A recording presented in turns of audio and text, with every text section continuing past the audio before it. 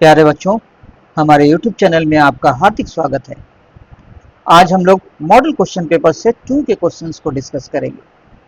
इसमें total 20 questions हैं जो कि प्रीवियस ईयर क्वेश्चन पैटर्न को ध्यान में रखकर केयरफुली सेलेक्ट किए गए हैं। इस वीडियो को अंत तक जरूर देखें ताकि जवाहर नवोदय विद्यालय में एडमिशन पाने का आपका सपना पूरा हो। तो करते हैं शुरुआत क्वेश्चन नंबर 11 से। क्वेश्चन नंबर 11, पूर्ण वर्ग बनाने के लिए 970 में से किस न्यूनतम संख्या को घटाना चाहिए। तो इसमें सबसे पहले तो आपको आना चाहिए वर्गमूल निकालना। कैसे निकालते हैं? ये 970 लिखा है, हमेशा इसको एटलीस्ट इवन नंबर होना चाहिए, इवन डिजिट्स होने चाहिए, इवन अंक होने चाहिए, सम संख्या होनी चाहिए। इसमें 1 2 3 है, तो इसको इवन बनाने के लिए क्या कर सकते हैं? हम जीरो इधर डाल सकते हैं, इधर नहीं डाल सकते। इधर डालेंगे तो नंबर चेंज हो जाएगा, लेकिन इधर डालने से नंबर चेंज नहीं हुआ। और अब इसका हम लोग वर्गमूल निकालते हैं। कैसे निकालते हैं? दो दो का पेयर करके वर्गमूल निकाला जाता है। कैसे निकलता है देखते हैं हम लोग। हम देखेंगे ये जो दो नंबर है, इसको ऐसा नंबर हमको ढूंढना है जो खुद से मल्टीप्लाई हो और इसके आसपास पहुंच जाए। तो खुद से मल्टीप्लाई करके हम 3 अगर लेते हैं तो 3 3 जा 9 होता है, और ये 3 यहाँ पे भी लिखते हैं और ये 9 हो जाएगा। यहाँ पे इसको माइनस करते हैं, इसको प्लस करते हैं, ये कितना हो गया? 6 हो गया, ये कैंसिल हो गया। अब ये 7 0 एक साथ उतर जाएगा क्योंकि ये अगला दो का पेयर है, राइट। अब यहाँ पे एक ऐसा नंबर लिखते हैं, एक ऐसा नंबर लिखते हैं जिससे अगर मान लीजिए हम यहाँ पे 1 लिखेंगे तो 1 से ही मल्टीप्लाई करेंगे, 2 लिखेंगे तो 2 से ही मल्टीप्लाई करेंगे। अब ये 61 इंटू 1 करेंगे तो इसके आसपास आएगा, 62 कर देंगे तो 62 इंटू 2 हो जाता है 100 समथिंग, तो 70 से तो ज़्यादा हो जाएगा। तो ऐसा नहीं कर सकते हैं, तो 1 से करेंगे, यहाँ पे 1 लिखेंगे, यहाँ 1 लिखा, यहाँ 1 लिखा, और इन दोनों को 61 और 1 को मल्टीप्लाई करके यहाँ पे लिखते हैं। जैसे 3 और 3 को मल्टीप्लाई करके हम यहाँ लिखे थे, ये ऐड होता है और यहाँ पे सब्ट्रैक्ट होता है, ये आ गया 9। यानी 970 जो है वो परफेक्ट स्क्वायर नहीं है, परफेक्ट स्क्वायर नहीं है, इसका स्क्वायर रूट डेसिमल में आएगा। तो इसलिए अगर ये नंबर 970 जो है, ये जो रिमाइंडर आया 9, उसमें से अगर इस नंबर में से अगर 9 माइनस कर दे तो ये रिमाइंडर आता ही नहीं और वो 31 का स्क्वायर होता है। तो ये जो नंबर हो जाएगा 961, और ये क्या है? 31 का स्क्वायर है। हमारा क्वेश्चन था कि कितना घटाना होगा, किस न्यूनतम संख्या को घटाना होगा, तो वो न्यूनतम संख्या क्या होगी? 9 को घटाएंगे तो ये बन जाएगा स्क्वायर। किसका स्क्वायर बनेगा? 31 का स्क्वायर बन जाएगा। तो option number C. I hope बच्चों आपको ये क्लियर होगा। जिनको वर्गमूल निकालना आता है उनके लिए कोई मुश्किल काम नहीं है। 31 तक, यहाँ तक तो सब कुछ ठीक है। ये 9 रिमाइंडर आ गया, ये रिमाइंडर है, यही आपको माइनस करना होता है, सिंपल। ये जो रिमाइंडर आया वही आपका आंसर होगा। क्वेश्चन नंबर 12, 893645 तथा 635489 के योग में से एक संख्या घटाने पर ये संख्या मिलती है, तो वो संख्या ज्ञात करिए। मान लीजिए ये संख्या हमको नहीं मालूम अभी, चलिए उसको x मान लेते हैं। जो संख्या हमको ज्ञात करनी है उसको x मान लेते हैं। उसको किस में से घटाना है? इन दोनों के योग में से। तो सबसे पहले इनका योग निकाल लेते हैं, 893645 और 635489, इन दोनों का एडिशन कर लेते हैं।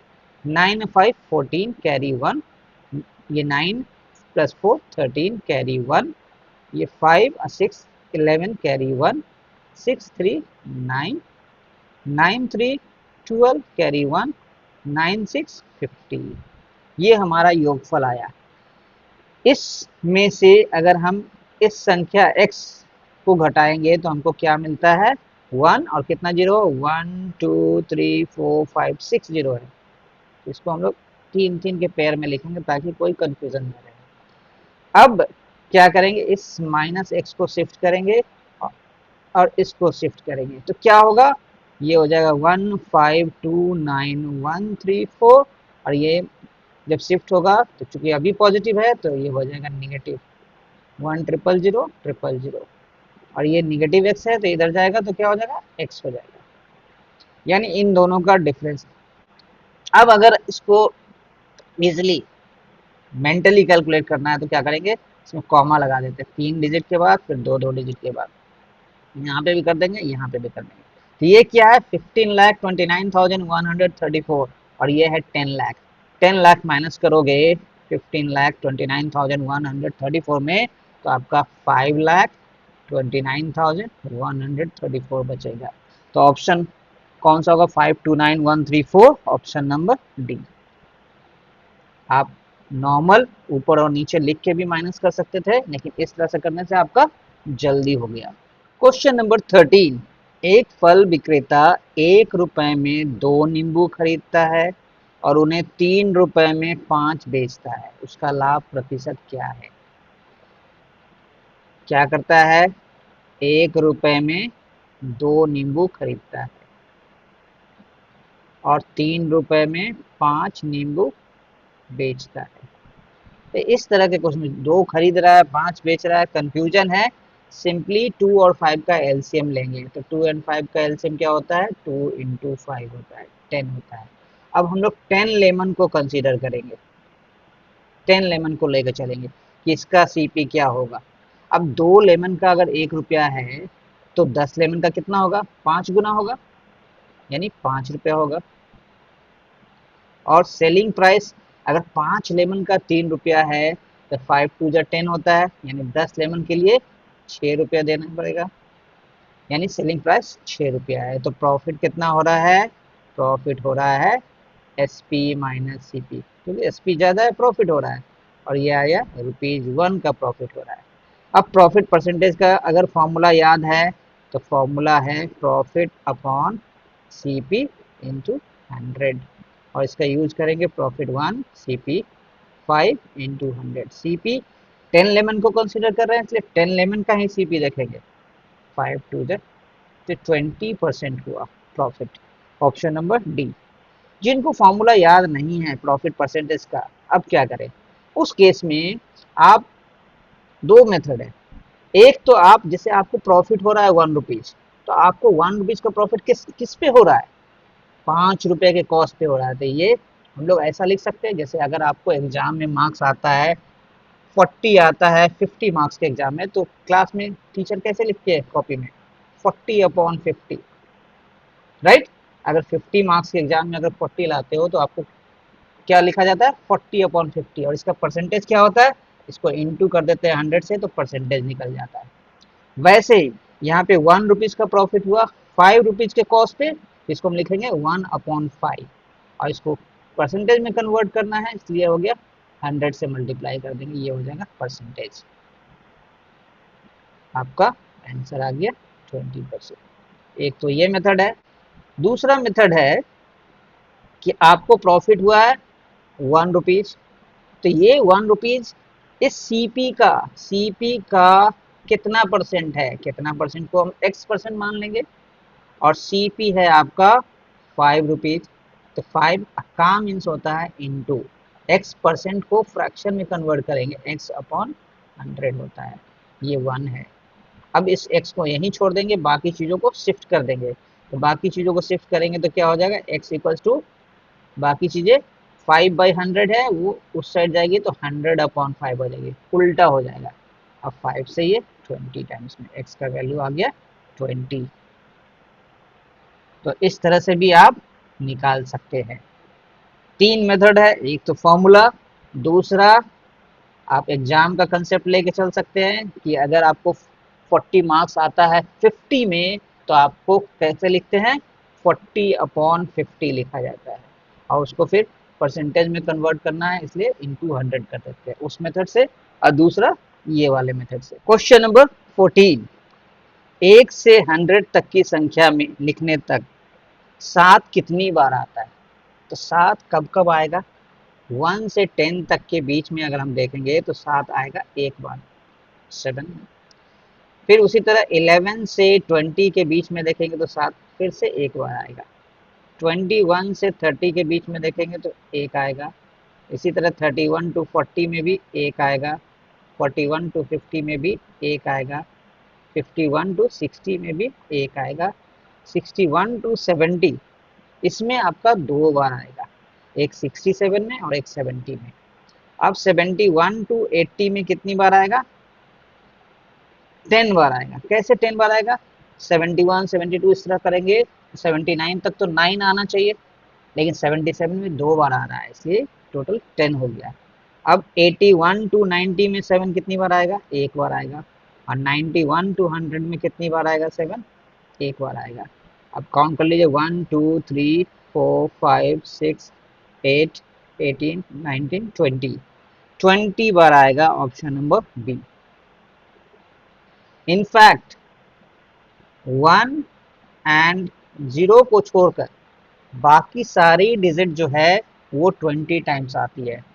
2 भी 20 बार आएगा, 3 भी 20 बार आएगा, 4 भी 20 बार आएगा, 5 भी 20 बार आएगा, 6 भी 20 बार आएगा, 7 भी 20 बार आएगा, 8 भी 20 बार आएगा, 9 भी 20 बार आएगा। 1 का अलग है। 1 से 10 के बीच में 1 कितनी बार आएगा? दो बार आएगा। 11 से 20 के बीच में देखिए 11 में ऑलरेडी दो बार आ चुका है। 21 से 30 के बीच में एक बार आएगा, 31 टू 40 के बीच में भी एक बार आएगा, यहाँ भी एक बार आएगा, यहाँ भी एक बार आएगा, यहाँ भी एक बार आएगा, यहाँ भी एक बार आएगा, यहाँ भी एक बार आएगा, और यहाँ 91 से 100 के बीच में आपका दो बार आएगा। तो दो एक तीन चार, नहीं यहाँ पे हम लोग गलत कर दिए। 11 टू 20 के बीच में आपका आएगा दो, और उसके बाद 8 बार और 10 बार आएगा ये। तो 10 टू 12 13 14 15 16 17 18 19 21 बार आएगा। 1 जो है 21 टाइम्स आता है, बाकी सब डिजिट 20 टाइम्स आता है।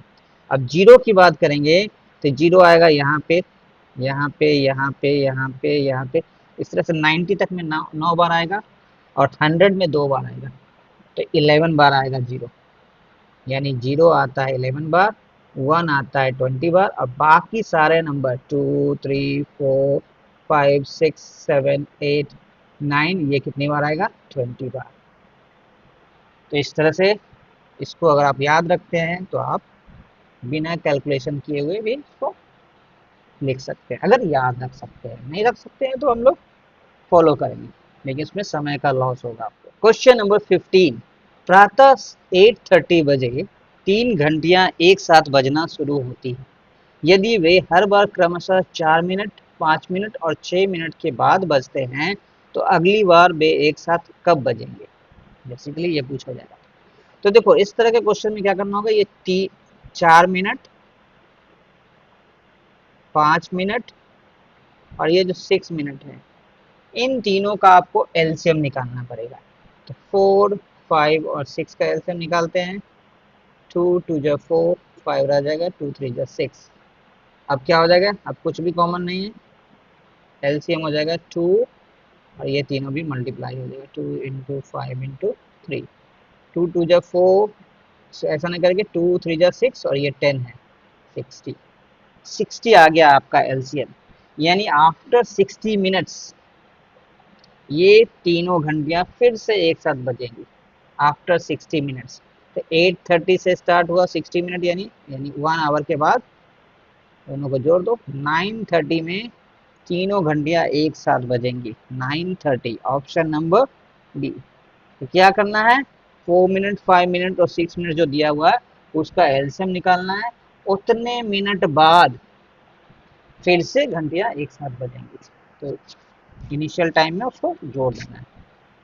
क्वेश्चन नंबर 16, किसी संगठन में 2700 कर्मचारी हैं, जिसमें से 45% को पदोन्नति मिली यानी प्रमोशन मिला। ऐसे कितने कर्मचारी हैं जिन्हें प्रमोशन नहीं मिला? तो 45% को अगर प्रमोशन मिला है तो 100 माइनस 45%, बचा हुआ जो परसेंटेज है उनको प्रमोशन नहीं मिला, यानी 55% को नो प्रमोशन।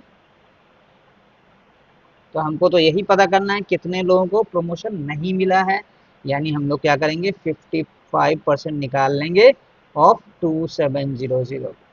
55% का मतलब होता है 55/100। इसको हमेशा फ्रैक्शन में कन्वर्ट करेंगे। ऑफ मीन्स होता है इंटू 2700। ये दो जीरो कट जाएगा। 55 इंटू 27, इसको मल्टीप्लाई कर लेंगे। नीचे में हमने फाइव फाइव फाइव क्यों रखा, क्योंकि हम एक बार ही मल्टीप्लाई करेंगे, हो जाएगा। 5 7 जा 35, कैरी 3, 5 2 जा 10 एंड 3 135। अगला भी हो जाएगा 135। देखा कितना जल्दी हो गया।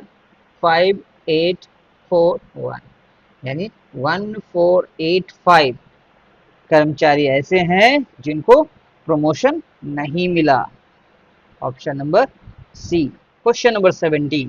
12 पुरुष या 15 महिलाएं, देखो यहाँ पे लिखा है या, एक काम को 21 दिनों में कर सकते हैं। तो 6 पुरुष और है इस बार 10 महिलाओं द्वारा उसी कार्य को पूरा करने में लगने वाले दिनों की संख्या ज्ञात कीजिए। यहाँ पे याद दिया हुआ, इसका मतलब है कि 15 महिलाएं, फीमेल लिख देते हैं उसको, इज इक्विवेलेंट, इक्वल टू, या इक्विवेलेंट बोलो या इक्वल टू बोलो 12 मेन। तो अगर हम 1 फीमेल देखें तो किसके बराबर होगी, 12/15 मेन के बराबर होगा। और आपके बाद में कितना मेन फीमेल है, 10 फीमेल है। तो 10 फीमेल कितने मेन के बराबर होगी, 12/15 इंटू 10 मेन के बराबर होगी। 5 3 जा 15, 5 2 जा 10, 3 4 जा 12, यानी 8 मेन के बराबर है ये 10 फीमेल, राइट। यानी बाद में हमारे पास कितने हैं, 6 मेन है और 10 फीमेल है। तो 6 मेन तो ठीक है, 10 फीमेल किसके इक्विवेलेंट है, 8 मेन के इक्विवेलेंट है। तो हमारे पास हो गया बेसिकली 14 मेन है। शुरुआत में दिया हुआ है 12 मेन को कितना टाइम लगता है, 21 डेज लगता है। तो 1 मेन को कितना लगेगा, कॉमन सेंस बताइए। अगर आदमी कम होगा तो क्या होगा, ज़्यादा लगेगा या कम लगेगा। इनको फॉर्मूला नहीं याद है वो भी सॉल्व कर सकते हैं इस क्वेश्चन को। क्या होगा, ज़्यादा लगेगा तो उसको इसमें मल्टीप्लाई हो जाता है, 21 इंटू 12 डेज लगेगा एक आदमी को। लेकिन हमारे पास तो 14% है। अब ज़्यादा आदमी हैं तो ज़्यादा समय लगेगा कि कम समय लगेगा, कम लगेगा, इसलिए डिवाइड करेंगे। ये हो गया हमारा आंसर। 7 3 जा 21, 7 2 जा 14, 2 6 जा 12, तो आ गया 3 इंटू 6, 18 डेज में कंप्लीट करेंगे। Option number B is the right answer. क्या हम लोगों ने किया, सबसे पहले 15 फीमेल और 12 पुरुष दोनों इक्वल हैं, तो 15 फीमेल इक्वल्स टू 12 मेन, इसको इक्वल ही रहने दो। तो 1 फीमेल हो जाएगा 12/15 मेल। सो 10 फीमेल, चूंकि बाद में हमको 10 फीमेल हैं हमारे पास, तो उसको कैलकुलेट किया तो 8 मेन के बराबर है। तो 6 मेन है और 10 फीमेल है, तो 6 मेन प्लस 10 फीमेल को क्या ले कर सकते हैं, 6 मेन प्लस 10 फीमेल की जगह ले सकते हैं 8 मेन। तो ये हो गया हमारे पास 14 मेन है बेसिकली। 12 मेन 21 डेज लगाते हैं, तो 1 मेन ज़्यादा लगाएंगे यानी मल्टीप्लाई करेंगे। फिर 14 मेन हो गया, मेन बढ़ गया तो डिवाइड, जल्दी होगा काम, डिवाइड कर देंगे 14 से। तो आपका आंसर आ गया 18।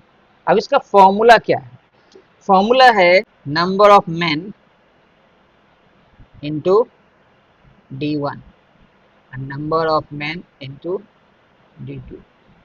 यानी शुरुआत में M1 मेन है और D1 डेज लग रहा है, उसी तरह बाद में अगर M2 मेन है तो D2 डेज लगेगा। इनका प्रोडक्ट फिक्स होता है, कांस्टेंट होता है। M1 शुरू में कितने हैं, 12 है, टाइम कितना लग रहा है 21, बाद में कितने हो गए थे 6 और ये 8 था, तो 14 हो गए थे, 14 मेन हो गए थे, 14 इंटू D2। तो D2 कितना हो जाएगा, इस 14 को शिफ्ट करेंगे, 12 इंटू 21 अपॉन 14, 7 2 जा 14, 7 3 जा 2, 6 जा 6 3 जा 18, 18 डेज। तो जिनको फॉर्मूला याद है वो इस तरह से कर सकते हैं, जिनको नहीं याद है वो यूनिटरी मेथड से भी कर सकते हैं। Question number 18। 2 into 0.3 into 0.004 into 0.50 का क्या मान होगा। देखो अब इसको हम लोग क्या लिख सकते हैं, 2 इंटू 0.3 इंटू 0.004 इंटू 0.50 लिख कर 0.5 लिखेंगे। अब सबसे पहले आपको क्या करना है, इसको इसको इसको इसको मल्टीप्लाई करना है। 2 इंटू 3 इंटू 4 इंटू 5 कर लेना है। ठीक है, इसको मल्टीप्लाई कर लेना है। क्या आएगा, 2 3 जा 6, 4 जा 24, 5 जा 120 आएगा। अब ये तो आ गया 120, लेकिन हमारे पास डेसिमल प्लेस भी है। इसमें कितना है, एक प्लेस है। इस वाले में कितना है, 3 प्लेस है। और इस वाले में कितना है, 1 प्लेस है।